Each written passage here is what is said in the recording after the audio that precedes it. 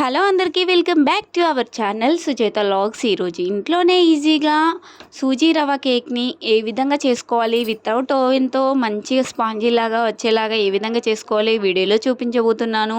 ఇదైతే చాలా healthy and పిల్లలకు చాలా ఇష్టంగా స్నాక్స్ లాగా కూడా పెట్టవచ్చు. అండ్ సింపుల్గా అయిపోతుంది. సింపుల్ ఇంగ్రీడియంట్స్తో, మనం ఇంట్లో ఉన్న ఇంగ్రీడియంట్స్తో సింపుల్గా మనం అయితే కేక్ అయితే తయారు చేసుకోవచ్చు. చాలా నచ్చుతుంది పిల్లలకైతే. ఈ వీడియో ప్రాసెస్ చూసే ముందు మన ఛానల్ని ఎవరైనా కొత్తగా చూస్తున్నట్లయితే ప్లీజ్ సబ్స్క్రైబ్ చేసుకోండి.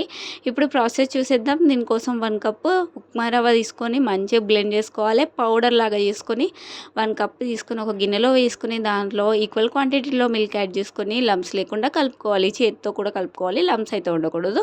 సో దీనిపైన మూత పెట్టుకొని పక్కన పెట్టుకోవాలి. ఒక 4 అవర్స్ అయితే సోక్ అవ్వాలి. నెక్స్ట్ అయితే దీంట్లో ఆయిల్ అయితే యాడ్ చేసుకోవాలి. ఆయిల్ 1/4 కప్పు ఆయిల్ యాడ్ చేసుకొని విస్కర్ సహాయంతో మంచిగా కలుపుకోవాలి. నానిన తర్వాత మొత్తం సోక్ అయిన తర్వాతనైతే ఆయిల్ యాడ్ చేసుకోవాలి. Next baking soda half teaspoon, baking powder 1 teaspoon and any essence, vanilla essence అయినా 1 టీ స్పూన్ అయితే యాడ్ చేసుకోవాలి. మనకు స్వీట్నెస్ కోసం పౌడర్ షుగర్ అయినా, జాగరీ అయినా కోకోనట్ షుగర్ అయినా, పౌడర్ అయినా, డేట్స్ పౌడర్ అయినా యాడ్ చేసుకోవచ్చు. 3/4 కప్ అయితే యాడ్ చేసుకొని మొత్తం అంతా కలుపుకొని ఈ కన్సిస్టెన్సీ అనేది ఈ విధంగా అయితే ఉండాలి, మన వీడియోలో చూపిస్తున్నట్టుగా. ఇప్పుడు కేక్ టిన్లోకి వేసుకొని దానిపైన డ్రై నట్స్ వేసుకొని మనం ప్రీహీట్ చేసుకున్న గిన్నెలో అయితే బేక్ చేసుకోవాలి. ప్రీహీట్ ఏ విధంగా చేసుకోవాలంటే, ఒక పెద్ద గిన్నె తీసుకొని దాంట్లో కొంచెం ఇసుక అయితే యాడ్ చేసుకొని దాంట్లో ఒక స్టాండ్ పెట్టేసుకొని ఒక 10 మినిట్స్ మీడియం ఫ్లేమ్లో అయితే మనం గిన్నెనైతే అయితే వేడి చేసుకోవాలి. మూత పెట్టుకొని వేడి చేసుకోవాలండి.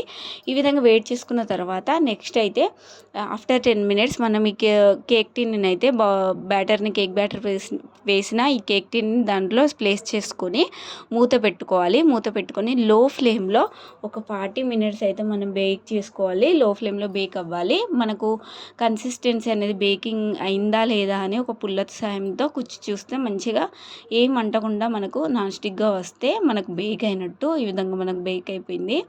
సో ఈ విధంగా మనం మూత అనేది బేక్ అయ్యే టైంలో మిడిల్లో ఒక 30 మినిట్స్ వరకు మనం మూత అనేది తీసి చూడకూడదు. సో గాలి అనేది పోయి మనకు బేక్ అవ్వదు సరిగా. సో ఈ ప్రాసెస్లో ట్రై చేయండి. ఇప్పుడు మంచిగా బేక్ అయింది కదా. సో మొత్తం కూల్ అయిన తర్వాత హెడ్జెస్ అన్నీ నైఫ్తో కట్ చేసుకొని డీమోల్డ్ చేసుకుంటే మనకి ఎంతో టేస్టీ అయిన సూజీ రవ్వ కేక్ అయితే రెడీ అయిపోతుంది. అండ్ చాలా tasty and healthy. Compulsory try చేయండి. మీరు కనుక ఈ రెసిపీ కనుక మీకు నచ్చినట్లయితే please do like, share, subscribe our channel. Thanks for watching.